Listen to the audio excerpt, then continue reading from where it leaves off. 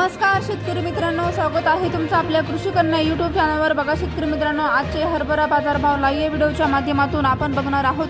तत्पूर्वी आपण चॅनल बनवून असाल तर चॅनल सबस्क्राइब करा, व्हिडिओ लाईक करा आणि शेअर करा, त्यामुळे तुम्हाला नवीन व्हिडिओचे अपडेट लगेच बघायला मिळतील। चला तर व्हिडिओला सुरुवात करूया। बघा शेतकरी मित्रांनो, कृषी उत्पन्न बाजार समिती